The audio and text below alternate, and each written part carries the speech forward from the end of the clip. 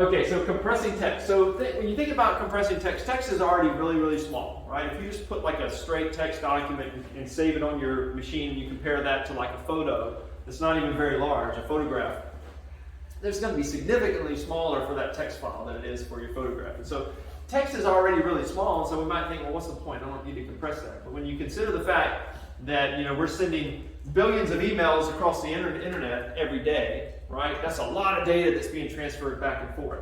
And then you have stuff like on your computers. Have you ever bothered to, like your disk space is kind of filling up on your machine, and you started looking at your big files that were on there, and you find some weird log file from some program that's just huge, and it turns out all it is a text file, but it's humongous because it's been writing to that log file maybe since you installed the software on there. That was 8 years ago, So you'll sometimes run into stuff like that. Text files just can get really big.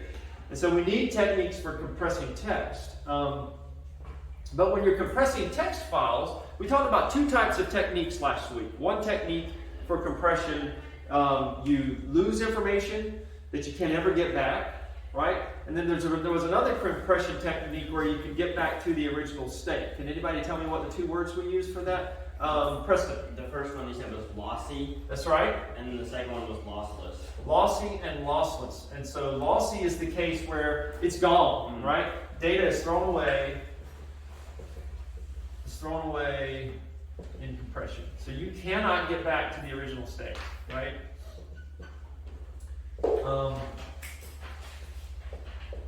But for lossless, data is compressed, but original state, but you can return, return to original state.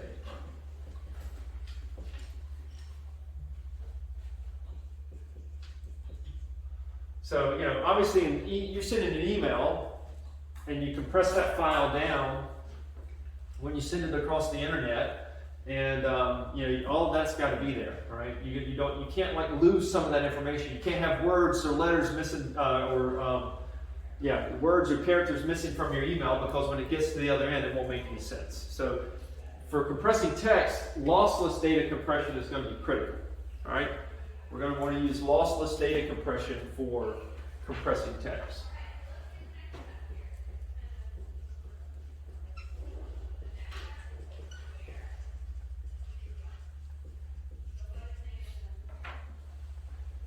Has anybody seen the commercials? I think it's AT&T that's doing the commercials now, where it's like your data, like you're streaming something that doesn't go through, and so like this aunt like sees her niece or whatever for the first time on the. Has anybody seen that on the video call? And it's like her video call like starts hanging up and dance going. It's like, man, what's it doing? It's messing up, and so all that's coming through on the other end is the lady making faces like this, and the sister on the other end is like, nothing's ever good enough for you. Like, you don't think my baby's cute. So sometimes it's critical that you don't throw data away, right? You need to keep all the original data in there. So that's definitely the case when it comes to compressing text files. Now, you might remember from earlier, I think it was in chapter 1, we talked about ASCII encoding. Do you guys remember that? So ASCII was character encoding, and we talked about how ASCII typically uses a certain number of bits per character. Does anybody remember what that was? Do you know, Aiden? Is it 7? No, it's not 7. You're close though. Go give me one more. 8. So Aiden got that. I know you had your hand up there, Howie. Were you going to say 8? I would say 8. Okay, all right. I was going to say 8 too. I would just say The whole class is like, we were all going to say 8. Yeah. Howie was the one I saw the hand up, okay? So you guys, the rest of you guys are going to have to wait. So 8-bit encoding is what we use for ASCII, right? So each character, 8 bits used for each character. So I don't know, let's pick a really cool name. I don't know, something like Jamie. Something came to the top of my head, right? So if you have like this name here, if you use ASCII encoding for that, then how many bits will it take to, what are the number of bits required to store that name? 40, right? So See, you don't actually have to make any sound. If you just mouth the word, you can get your name on the board. So right, that's just, what did I do? We just did, Gracie said, well, 5 times 8 equals 40, right? So that's going to require 40 bits to store that name whenever I sign my email, right? So again, relatively small in the big scheme of things, but when you've got billions of text and emails and text files that are being sent across the internet, then it's critical that we know how to compress that. So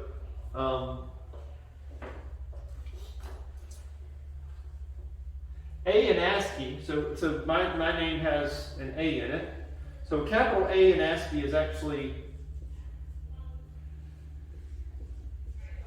this right here. So if that's an A in ASCII, how many bits is that? All you have to do is count the numbers. 7. Okay, was that you, Stephen? Yeah. Okay, Stephen can count. That's good. I was a little concerned. So that's 7, right? So what does ASCII do? Well, ASCII says, but we're 8-bit encoding, so it pads it with a 0 in the front, right? And so if you look at that, just simply by removing the zeros that are padding, right, we see a way that we could potentially make text files smaller. If it was ASCII encoded and we just removed all the zeros padded at the front, then that would be a quick and easy way to make it smaller. And like in the case of A, you could sell, depending on how many times A shows up in the file, you could save a significant amount of bits if you just threw that 0 away at the front there that was unnecessary. So ASCII though is what we call this fixed length code. And it's fixed length because it always uses 8 bits, right, for everything.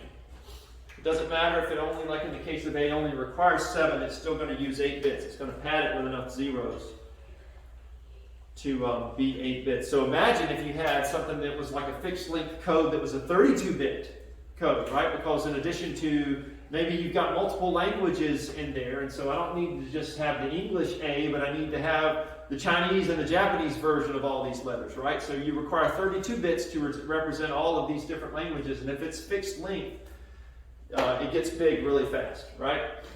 And so the alternative to this is to use what we refer to as variable length code.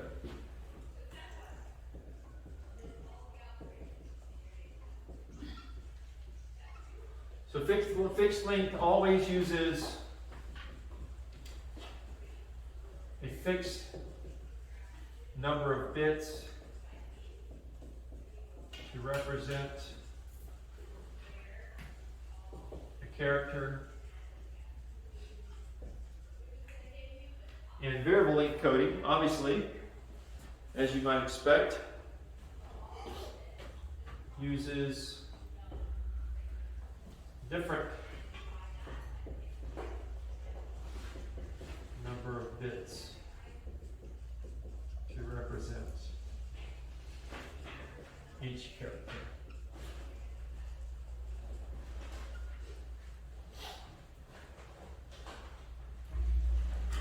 So an example of a variable length code, I'll let you guys finish writing.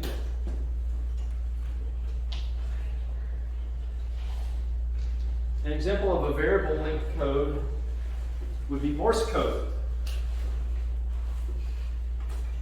A code that we're all familiar with.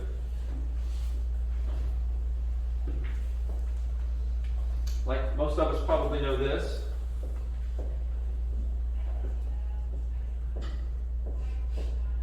What does that represent in Morse code? SOS, right? Dot, dot, dot. Dash, dash, dash, dot, dot, dot, right? That represents SOS in Morse code. So Morse code, I thought I wrote the guy's full name down here. I can't remember what Morse's first name was. But anyway, Morse realized when he was developing Morse code that some letters are used more frequently than others, right? So in order to save time when he was transmitting information, he said, I'm going to make E just be a single dot, and I'm going to make T be a single dash, because those are really common characters, right?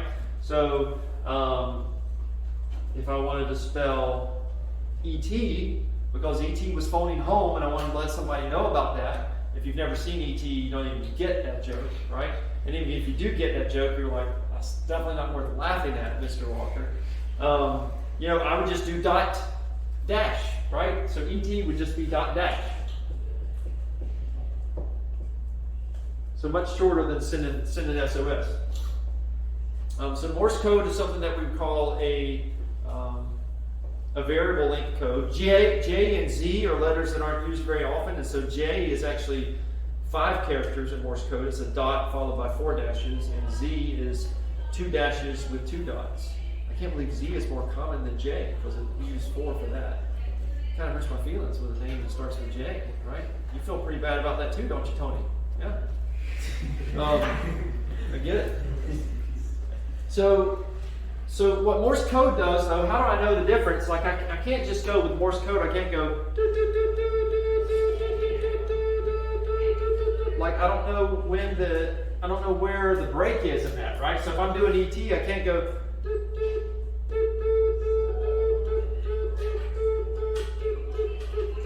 like there's no break, right? You don't know when it is. So how did Morse decide? Then you guys kind of jamming, got your feet going, yeah. What did Morse do so that you could tell when a new letter was coming? Huh? Like how do I know? How would I do SOS? Yes. I would pause, right? So it would be. I mean, they would go. You know, if you were listening, if you did Morse code for a living, you probably got really fast on it. The pause was minimal, but it was like. You know, there's a slight pause in there, so you know that here comes a new letter. And so there's a pause in there, and if we think about that from a digital standpoint, if I've got a variable length code, and maybe all of my E's are represented by, maybe my capital E's are represented by 0, and my capital 1's are represented by T, but in order to write ET, I'm actually going to have to use 3 bits, right? Because and maybe more, because I've got to have a bit in there for the space between the E and the T, so that I know they're not the same letter, right? So something that you have to think about when you're using variable length code is you're still going to have some sort of break between there, so that the computer knows how to read, knows when one character ends and another character starts. And so there's actually a technique, though, where you can encode your stuff in such a way that you don't need that break in between the letters. We call that prefix-free code. So let me give you a definition for that. Prefix-free code, sometimes just called prefix code. And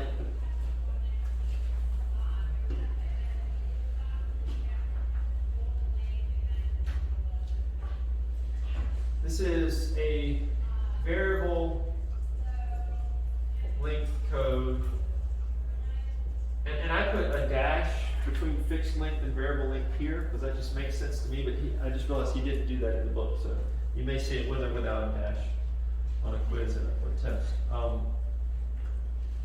So a prefix-free code is a variable length code that doesn't use a separator between characters.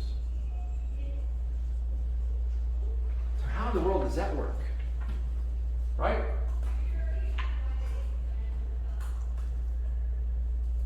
When you think about that, if I've got a string of 0s and 1s that are just coming in like this, and maybe I've got multiple characters in there, how's the computer going to know when a new character starts, right?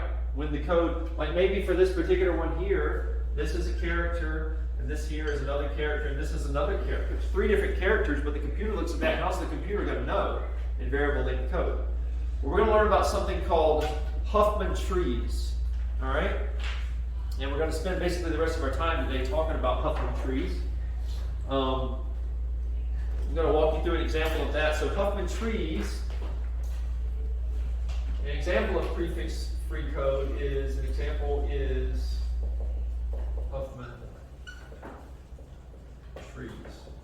And what we're going to learn how to do is actually, if I give you some text, how to create a Huffman tree for that text. So I'm going to let you guys watch a video on that, because I think this guy does a pretty good job of explaining it. And then I'm going to go through an example that's in the book, and just let you ask questions as we walk through that example. But there was a guy named David Huffman.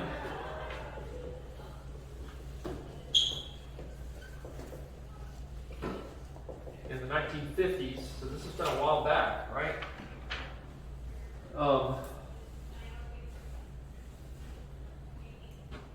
Used what we call binary trees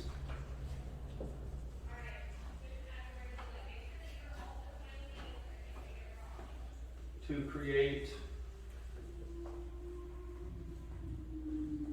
the binary equivalent of letters in a document.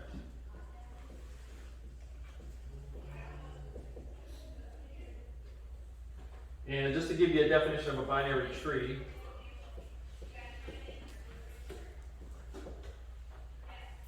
this is a tree that can have, at most, 2 nodes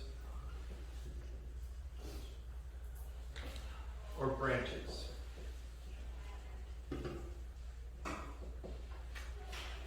So when you draw binary trees, they kind of have a structure that looks like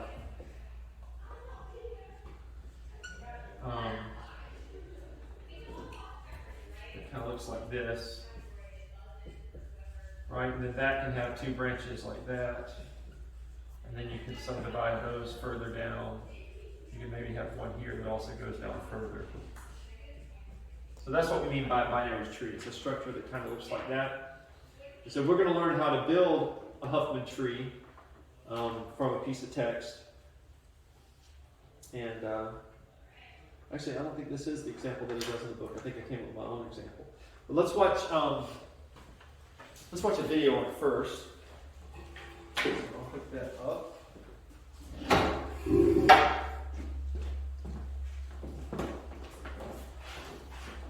I looked at several examples, several videos online, and to me this guy just did the best job of explaining it.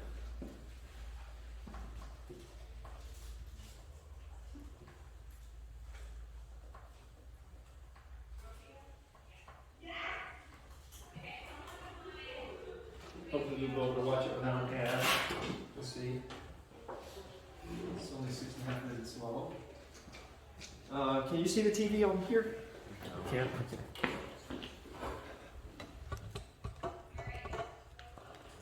There we go.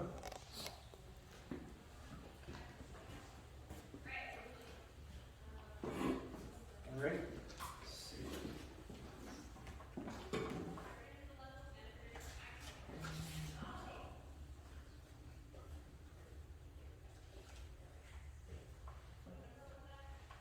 When you put English text into a computer, it is saving every individual character as 8 bits of data. Did everybody hear that okay? Yeah. It always sounds more important when they say it with a British accent. This guy's actually from New York. I'm just kidding. But it just seems, it seems like he really knows what he's talking about. If you add that British, maybe I should do all the lectures like that. So we're going to learn about Huffman trees today. Would you guys respect me more if I did that? Definitely not. Yeah. Well, Josh is like, no, you're my dad. All right, let's try it again. When you put English text into a computer, it is saving every individual character as 8 bits of data, 8 ones and zeros. I mean, they're not actually ones and zeros, they are particular positions of atoms on the disk, or a few electrons going over a wire. But as far as we're concerned in the computer science world, they are ones and zeros, bits. And yes, a modern phone or computer might store a few quadrillion of them, but every time you've had to wait a long time for a download or your phone has complained that its storage is full, you are running up against the same question that computer scientists have been working on since before these things here were state of the art. Can we please not use so many bits? So let's run through how computers compress text. Images and video are different, that's lossy compression. Or it doesn't matter if you lose a little bit of detail. But text has to be losslessly compressed. You can't just lose a bit of detail, otherwise you end up sending the wrong words. So the first thing we need to know is how text is stored on disk before it's compressed. That was a joke, did anybody catch that? You guys won't even laugh at the British guy? To make this easier, I'm just going to talk about English text here. I know only too well that it gets more complicated than this, but hey, the series is called Basic, so deal with it. On a modern computer, each English character takes up exactly 8 ones and zeros on disk, 8 bits or 1 byte. And there are 256 possible combinations of those ones and zeros, so you can have 256 possible characters. That's enough for the English alphabet, numbers, and punctuation, and well, then it gets complicated depending on which country you're in, and oh my god, that's a whole separate video we do not want to get into right now. Why 8 bits? Because it was big enough to store all the characters that American computers usually use, but no bigger, so the text doesn't take up any more space than it absolutely has to. 8 is also a power of 2, which means it's easy to deal with at the really low levels of programming. It's also helpful to have a fixed number of bits per character, because it makes searching through text really fast. If you want to go to the 100,000th character in some text, you know exactly where the ones and zeros are going to be without having to count the number of bits in every single character before it. If you want to know how long a string of text is, you just count bits and you divide by 8. Computers don't have the luxury of spaces, remember. It's just one long string of ones and zeros. But let's say we're not worried about speed right now. We just want to fit as much text as possible into a smaller number of ones and zeros. All right, so did you guys get that? Why would you use a fixed length code if it's always bigger? There are benefits, right? So if you've got a bunch of fixed length code, you know always that every 8 bits I'm dealing with another character. So it can be easier to search through, it can be easier to figure out things like the size of your text, how many characters there are, and things of that nature. So there are benefits of doing it that way. It's just, particularly like when you're transmitting this stuff back and forth, you're going to want to compress it down, right, so that you take up less space. So this is about the compressing part of it. Just in case you were wondering why would you ever even then not just use the compressed version. That's why. As possible, compression. A good plan would be to assign the most common characters to smaller arrangements of bits. So those researchers way back could have said, well, the space bar is generally used most often, just give that the code 0. Then it's the lowercase e, give that the code 1. Then it's lowercase t, give that 2 zeros, and immediately we have hit the problem. Because the computer running through that text later has no way of knowing whether 00 is a t or the spacebar twice. And if we keep on assigning letters like that, the problems keep getting worse. Is 3 zeros a lowercase n, or a t followed by a space, or 3 spaces? Remember, there are no gaps here, no actual space separators. All the computer can see is a constant stream of ones and zeros. There's no way to know which is meant, except in 1952, a very clever mathematician called David Huffman invented Huffman coding. You invent something like that, your name gets put on it. Yes, there are much better, more modern, more complicated mathematical ways to do this, but Huffman coding is the basic foundation of modern text compression, and here is how it works. Let's say we want to compress. Let's go with the lyrics to Will Smith's Wild Wild West. Uncompressed, that is 3,684 characters, taking up nearly 30,000 bits. First up, you count how many. So I would just say, I don't recommend the song, right? I wish he'd picked a different song. He didn't ask me, so he just kind of picked his own song. So, not a song I would recommend. Times each character is used, and you put that in a list in order. Now that will be different for each block of text you're compressing. This has way more W's than usual. Now, take the 2 least used characters. Those 2 are going to be the bottom branches of your Huffman tree. Write them down with how often they're used next to them. That's called their frequency. Then connect them together, one level up, with the sum of their frequencies. Now, add that new sum back into your list, wherever it sits, higher up. And repeat. Take the bottom 2 off your list, connect them up, and the result back in your list. Keep that going, and when one of the sums reaches the bottom 2 of the list, you connect it up like that. And eventually, you are going to be down to one thing in your list right at the top. You now have a Huffman tree, and it looks like this. And it tells you how to convert your text into ones and zeros. Our first letter is the first uppercase W in Wiki Wild Wild West. Uppercase W is here, there's 141 of them, so go to the top, follow the path down. Each time you take the left-hand side, write a 0. Each time you take the right-hand side, write a 1. So W is this, only 5 bits instead of 8. Next, lowercase I, follow the code down, only 4 bits this time, it's more common. Then the K, which is less common, that actually takes up 7 bits, and you keep going. Some of the letters will take up more than 8 bits, but that's fine, because they're not used very often. Now, you do also have to store this tree to provide a translation table between your new symbols and the uncompressed ones, so this is not efficient for short bits of text. If you're ever asked to do this in a computer science exam, then they will ignore all that and just ask you to do one easy word from a tree by hand. But for Will Smith's magnum opus, we have compressed it down to just over 20,000 bits, about a 30% saving. To uncompress the resulting stream of bits, it works the other way. Just read across, take the left fork every time you see a 0, and the right fork every time you see a 1. When you reach a letter, that's it. You know that's the end, and you know that there is no other path you could possibly have taken. You start again with the next bit. Now, in practice, computers might do this working backwards from the bottom up sometimes, but this is a pretty good way to at least understand what's going on. And here is the really clever part. Huffman proved that this is the most efficient way to assign zeros and ones to single characters. It is mathematically impossible to beat this. Unless, as you might already have figured out, you start working on blocks bigger than one character. Clever tricks like that are basically how zip files work, but then this is just the basics.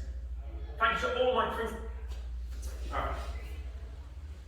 So, before we kind of go through our own example of the Huffman tree, having listened to his explanation of that, any immediate questions that you have?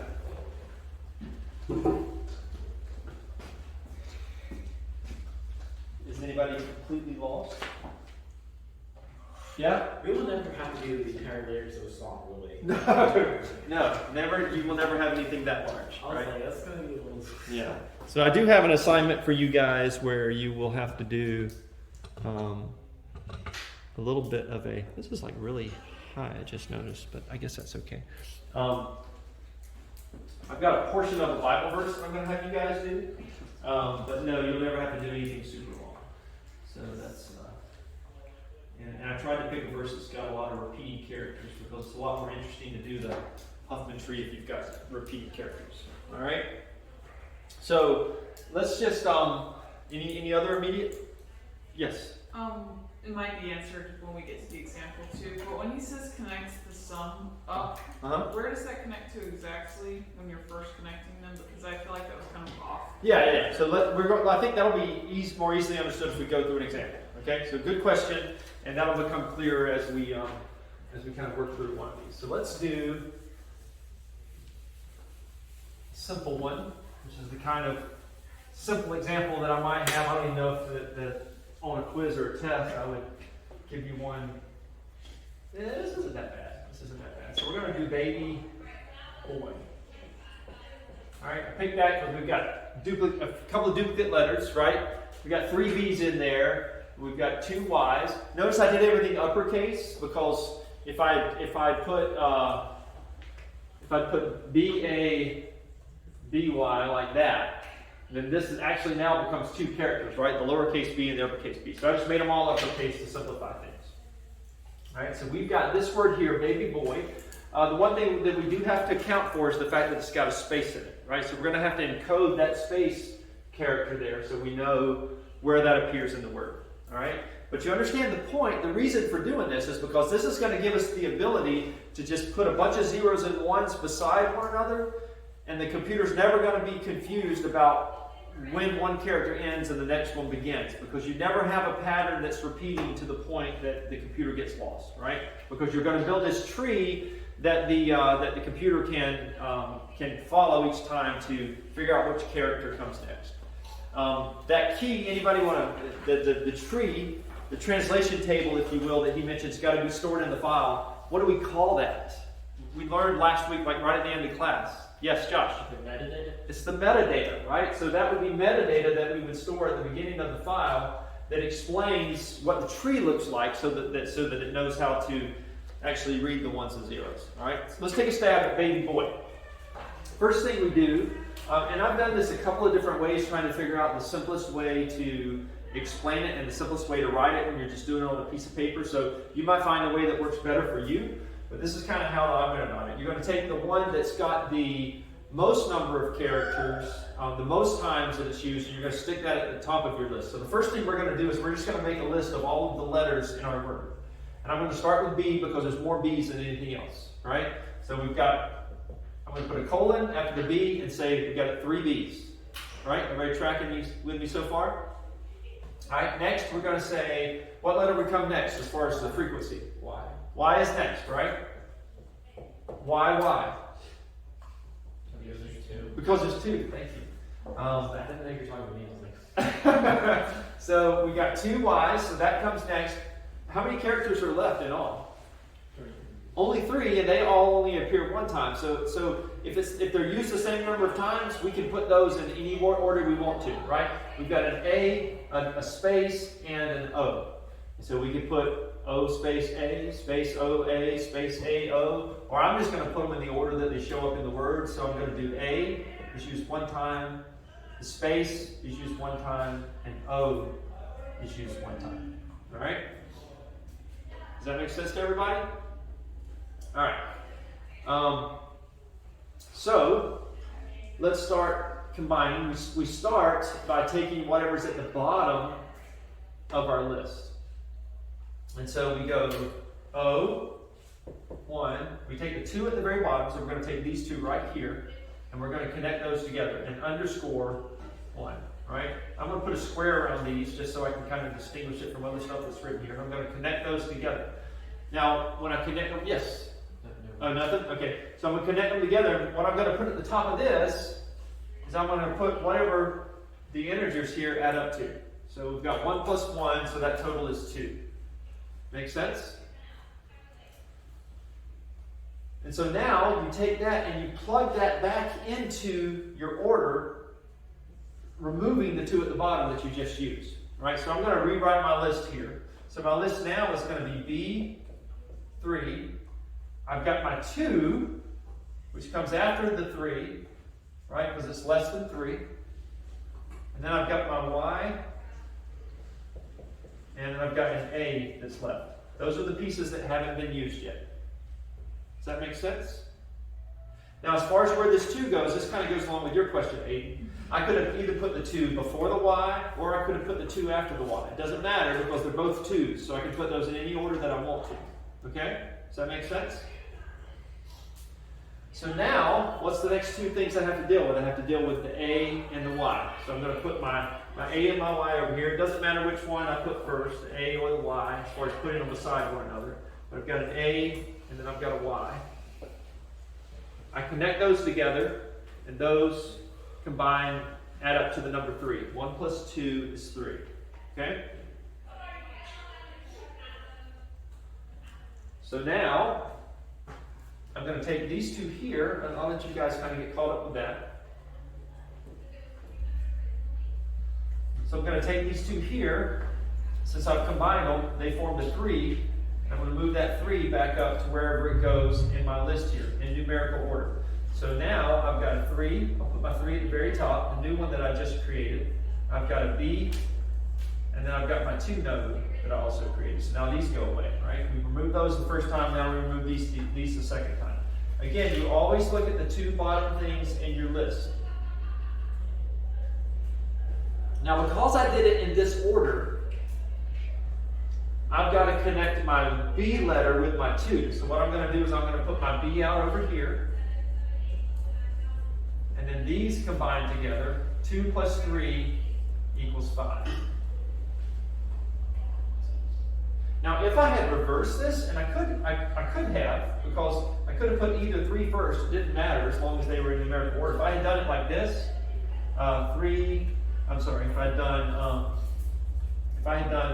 put my new 3 after my B, like this, then my next step in my Huffman tree would have been to connect these two together like this and made those into 5, and then the 5 would have connected with it. You see what I mean? It doesn't matter.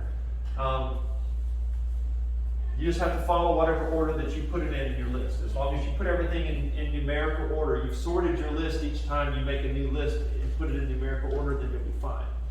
Well, now that we've done that, all we've got left, these things combine together, and we've now got a 5, and we've got a 3. That's all that's left. So we connect those last 2 nodes, and when we add those together, what do we get? 8. We get 8.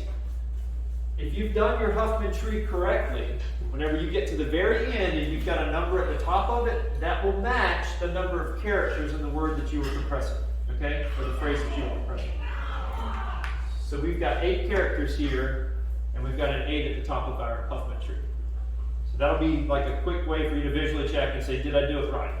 All right, when I give you the homework assignment, which is a little bit longer, the first thing you're going to want to do is count the number of characters in the phrase that you're compressing, and then make sure when you build your tree that you get the right number at the top, okay? If you didn't, you made a mistake somewhere. Any questions about how I did that?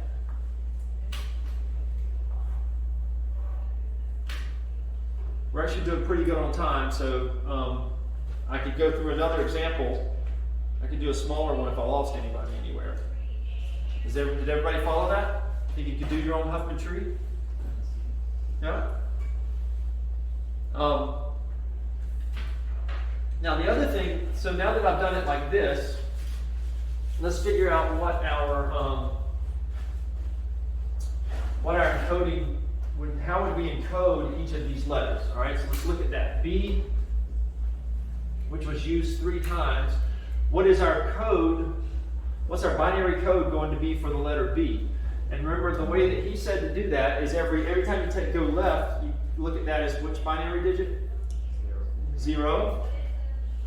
Every time you go right, you can think of that as 1, right? So every one of these trees here to the left are going to be 0, and every turn to the right is going to be 1. 0, 1, 0, 1, right? And so in order to get to B, what do? I go 0, 0. That's the path that I take to get to B. So that will be my binary code for the letter B. For the letter A, you know what, I'm going to do it in the order that we've got right here. And I'm actually going to do it like this. I'm going to note that we had 3 B's, so I'm going to write it just like I wrote it down over there. I'll show you why in a second here. So we had 2 Y's. What's my binary code for Y going to be? 1, 1, right? Just follow this path here. 1, 1. So 1, 1 for Y. So I'm just going to do the rest of them. A is going to be 1, 0, right? The space, which was used 1 time, is going to be 0, 1, 1. And then the O that was used 1 time is going to be 0, 1, 0.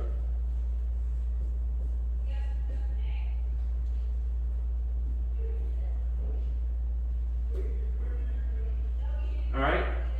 So since we had 3 B's, I'll let you guys finish writing that down.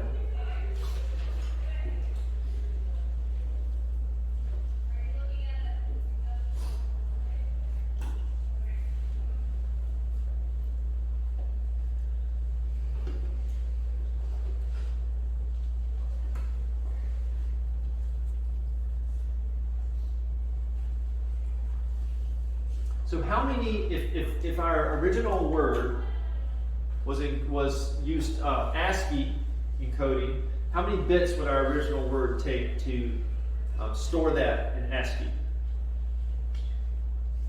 How many? 64. 64, right? How we get that? It's 8 characters.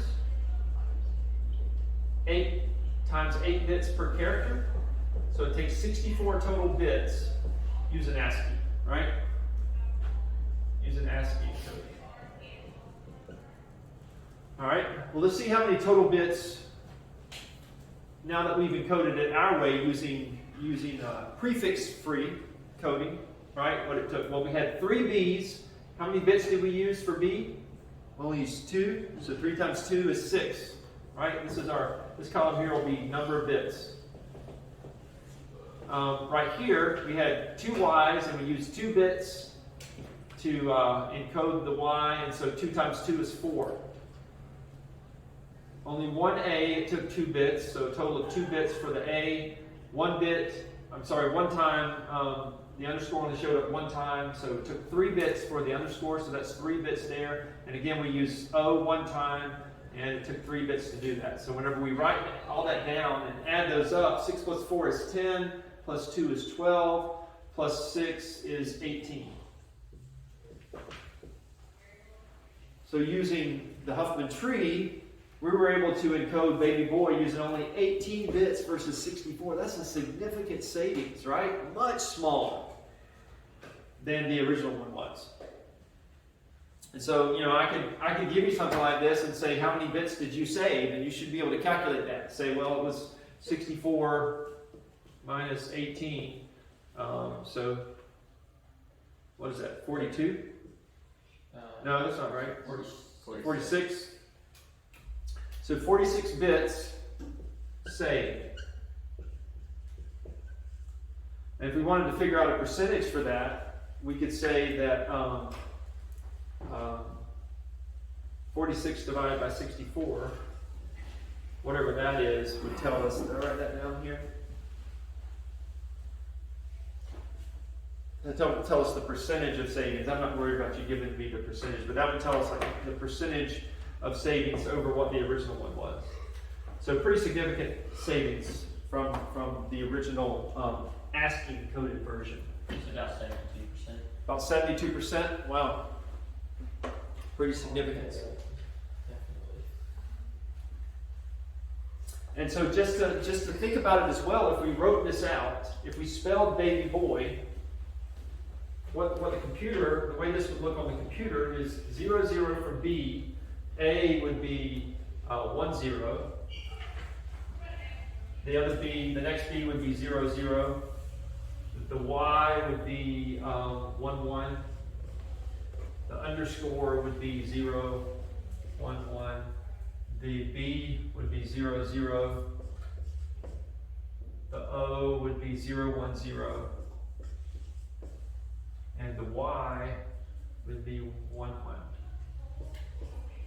So you look at that string right there, and if we just glance at it, there's no way you can tell which characters were in there. But because we have the tree, the computer just follows the tree, and it goes 0, 0, and it terminates in a node here, right? It doesn't go any further, so it knows that these 2 here represent B.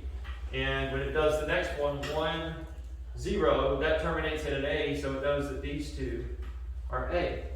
So the sequence never repeats in such a way to where you would potentially, the computer would get confused about when the character begins and ends, right? So it's pretty ingenious, right? Brady? What about if you have a word that has like, let's say like Bobby, B-O-B-B-Y. Uh-huh. If they're repeating B's, would that mess it up, or would that? Well, we got like 2 B's together. Yeah, like 2 B's back to back. Or like Yeah, no, so let's think about how we've encoded this. If we use that same, right, we've got all those letters in here, right? So if we did instead of an A, we could use the same Huffman tree to do that. O would be 0, 1, 0. And then the B would be 0, 0, 0, 0. And then the Y would be 1, 1. And so again, the computer looks at the tree and it goes 0, 0, it terminates in a B. It goes 0, 1, 0, that terminates in an O, so it knows this is O. It goes 0, 0, and it terminates. So it can't get lost. It goes, oh, I terminated a letter, so I'm done, right? And it starts reading again. It goes 0, 0, it terminates. It hits another B. And so 1, 1, it hits the Y, and it's done. Isn't that cool? It's really ingenious. I don't think this guy was even out of school yet. He was like a grad student or something like that when he came up with this, you know. And so like the guy said in the video, even though there have been improvements made on the Huffman tree, right? And like he said, maybe you've already started thinking in your mind, how could you improve upon this? Well, if I've got a document that's got, I think he maybe uses in the book, maybe I've got this long the book, for example, we're encoding the book, and the book's got the word and, far more frequently than any other word in there. Well, what we do is we take the word and we replace that with a single character. And so we could say, instead of having and, every time I see and in the book, I'm going to change that to a plus first. And so you can take the most common words and change the entire word to a single character value that's not used anywhere else. And then you build your Huffman tree. You encode it that way. And so overall, you're encoding fewer numbers of characters because you've taken those most common words like and the and stuff like that, and you've encoded those separately. Right? So it's still building on the Huffman tree idea, but that's how they've been able to improve it over the years. But the basic Huffman tree idea is still what the basis of text compression is built on today. And so this is lossless or lossy compression. Huh? What's the case with lossy? The definition of lossy is that you throw data away and you can never get it back. Right? But with this one here, because we don't lose any of our letters, then we can easily take these letters now and convert them back to ASCII. Right? So we actually don't lose. This is considered lossless.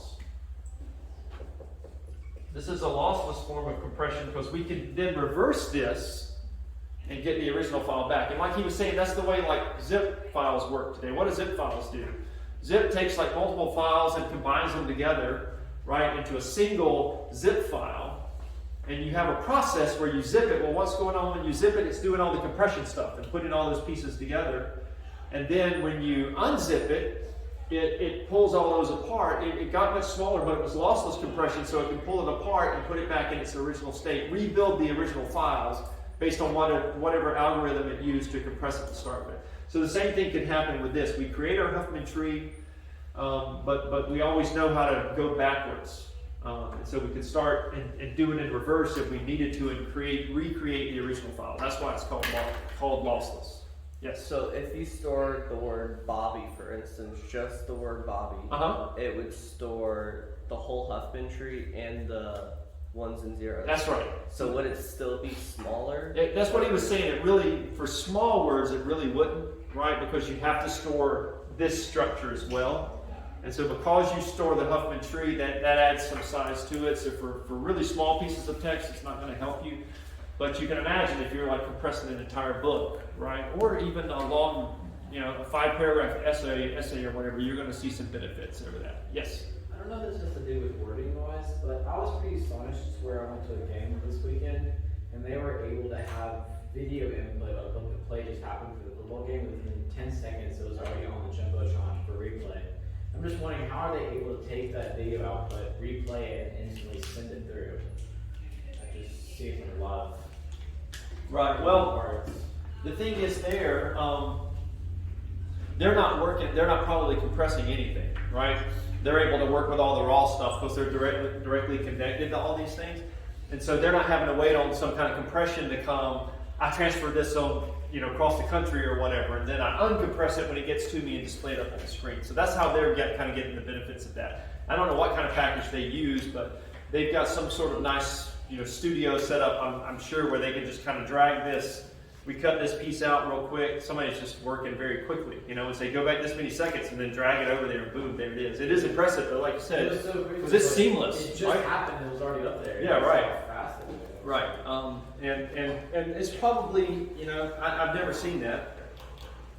It's too bad. I've never thought to. I used to be around people that probably could have shown me how they did that. What tools they use for that. But that's why it's so fast, is because they're not having to deal with this compression stuff. I just didn't know that had to do anything. Yeah. All right. So this is lossless.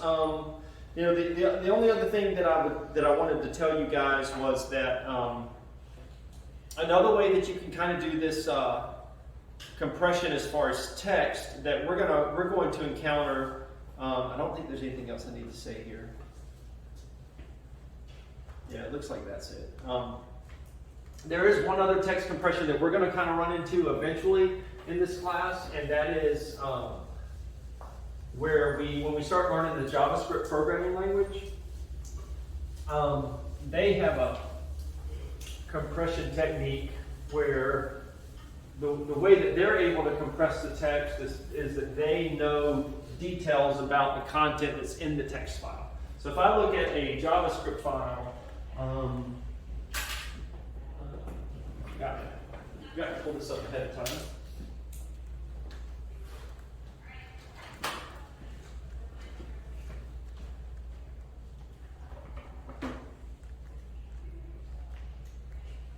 Make sure the camera can see this. People that aren't here. All right, is my head blocking the TV on there? No? Okay. That would be kind of awkward, right? With people rewatching the video and all they see is my face, like right here in the video screen. All right, so let's see. Well, there's one of the things we're going to see in the future. Let's see here. You guys want to see what the next text is? Test is. I can open that up while we're in here. Huffman tree. Somewhere I should see jQuery. Yep, there we go. All right, so see this jQuery file right here? They're still extremely small. Let me zoom in. There we go. So this JavaScript file here, oops, jQuery 3.60. And then jQuery 3.60.min.js. Those are both JavaScript files. jQuery is just a library you use in the JavaScript programming language, so it's like a way, it kind of gives you some nice features with interacting with web pages, and you can kind of do animations or calculations and things like that based on your web page. There's all kinds of things that you can do with jQuery. But the library itself is it's written in JavaScript. So if I open up this JavaScript file right here, let's see what I want to open it with. Well, before I open it up, let me just show you this. So there's the full JavaScript file, the .js file. It's 282K. And then you've got what they call the minified version of the file that is 88K, right? So quite a bit smaller, right? Less than a third the size of the original file. But let me show you how they take this guy, how they minimized or compressed the file. Open with, wow. Do I not have that on here? I guess I'll just open it with Notepad. I thought that I'd put VS Code or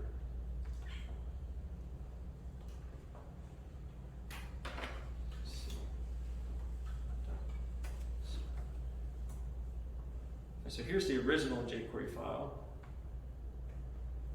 And it's very readable. It's got comments in here so I can kind of see what I'm looking at. Those are comments at the top, so they tell me I'm looking at the jQuery JavaScript library. They tell me the URL that I could go to find out more about jQuery.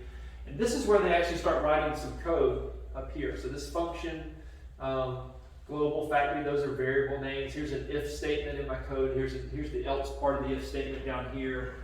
They're defining a function, and here's a potential return value from that function if you've done any programming before. So this is pretty readable. They use really meaningful names for all of the variables, and I could kind of glance through this and figure out some of the stuff that's going on, right? But it just goes on and on and on and on and on. If I, let's see, can I add? I don't know if in regular Notepad I can add line numbers. I don't think I can.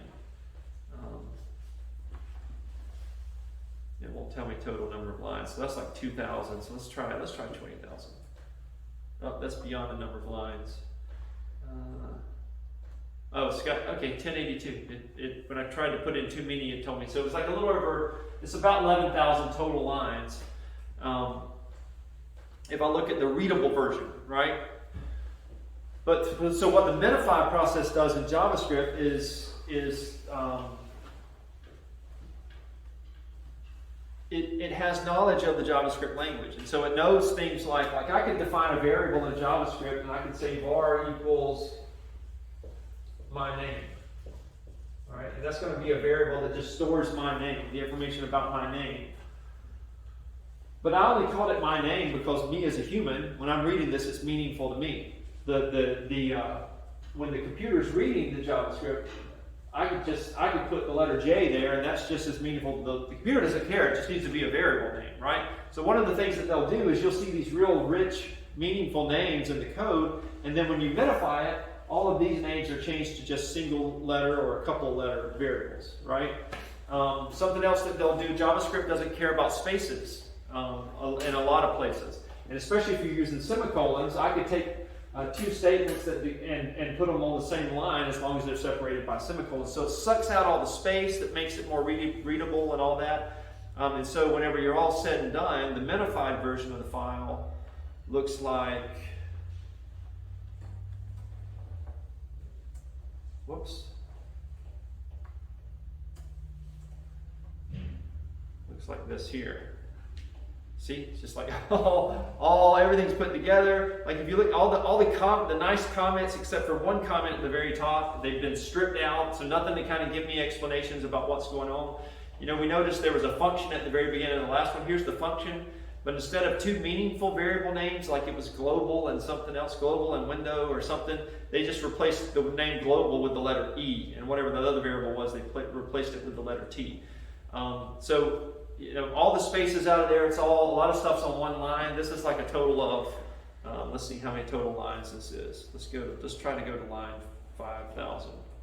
And it says, nope, that's too many, because there's only 90 lines, right, compared to like almost 11,000 lines that we had before.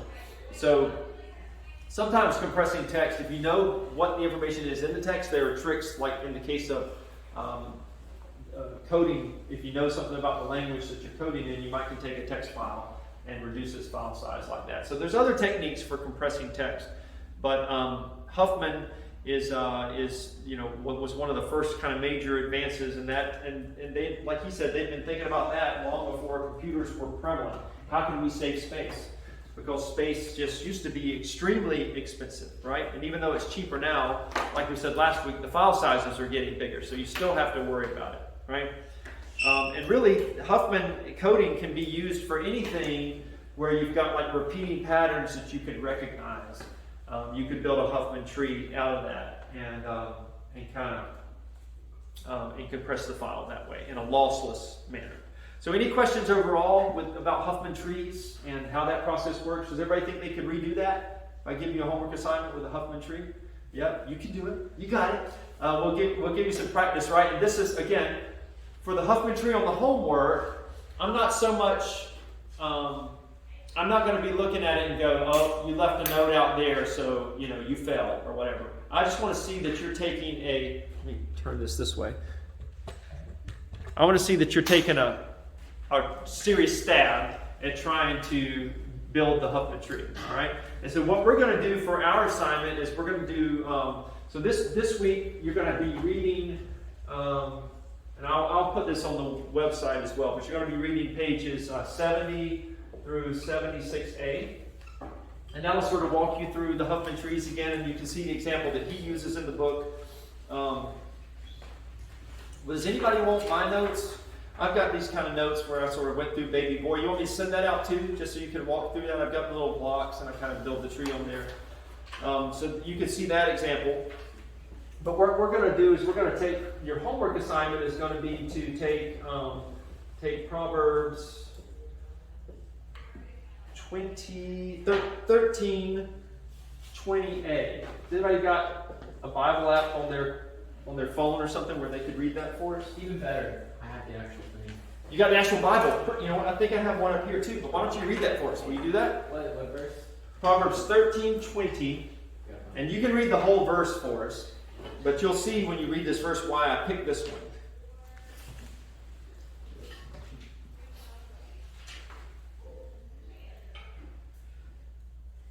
Just start reading. Yeah, 13:20. He who walks with the wise grows wise, but a compassion of fool suffers harm. Is it companion of fools? Is that what it is? And it says, oh my God, companion. Okay, companion. But the companion of fools what? Suffers harm. Suffers harm. All right, so we're just going to do the first part. He who walks with the wise. What I've got it listed as is whoever walks with the wise becomes wise. I don't know what translation that is. Maybe grows wise. What is it? Grows wise. Whoever is wise. Whoever walks with the wise grows wise. Grows wise, that one says grows. Okay, that would have saved you a little bit of time if I'd used grows instead of becomes. So I'm going to say whoever, mine is whoever walks, and I'm going to have everybody use the same translation I am, just so I'll know what to expect from everybody. Whoever walks with the wise becomes wise. All right? So that's going to be our text. And, huh? What translation is it? I think it's ESV. I could be wrong. I don't know. But the reason I use this one is obviously because we got a bunch of repeating letters, right? We've got a bunch of W's in it. We've got several E's in there. A couple of O's. Several S's in there. So we've got a number of letters that are going to be more than one. But there are also several letters that are used just one time, right? So it's going to get a little bit big. It's going to get a little bit out of hand. Your first step is going to be to list all of the unique letters down there and make sure you're counting them. Now, when I build my Huffman tree and I start doing things like, I don't know how, I'm just totally spitballing here. I don't know how many it is, but let's say it's something like this. H is also 5 maybe, and T is 4 or whatever. When you're building this, when you get to the end here, you can add all these numbers up and then count and make sure that those numbers match the total number of characters in the phrase, right? You're going to have to also have one for the underscores, or for the spaces. There actually might be more spaces, 2, 3, 4. Oh, there's only 5, so 5 spaces. So that's now out of order the way that I did it. But make sure you've got this built accurately and that you don't have any mistakes there.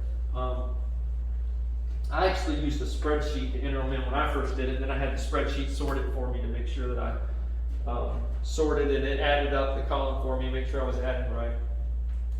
I think there's a total of 40 characters. 1, 2, 3, 4, 5, 6, 7, 8. The 5 is 13, 14. 4 is 18, 19, 22, 23. Another 4 is 27, 30. 38. So no, that is maybe 42. Maybe that's it. I thought it was 40. I might have added somewhere wrong there. But anyway, that's what I'm going to have you compress, and then you're going to tell me how many bits did you save. If this was an ASCII, it took up 8-bit ASCII. It would have taken up so many bits, right? So how many bits saved? And 40, by the way. is it 40? Okay, so yeah, I counted wrong somewhere. So you're going to tell me how many bits you saved after you create your Huffman tree for us. So you're going to turn in the Huffman tree. You guys can either turn in the physical copy to me next week, or if you want to, you can just take a picture of it and upload it to the website. That would probably be simplest, and then I can just eyeball it on there, right? Upload it to your assignment. But does that make sense to everybody? You guys think your farm, you got Huffman trees down well enough you could redo that? All right, cool, that's it. Yes? Send that, that's like not helpful like that for your notes. My notes? Yeah, I'll send my notes as well, okay? All right, guys. In fact, what I'll do is I'll just upload that to the assignment. How about that? It'll be part of the assignment. All right. Have a good day. Oh, and study for your quiz next week. There will be a quiz over what we've covered so far regarding compression next week.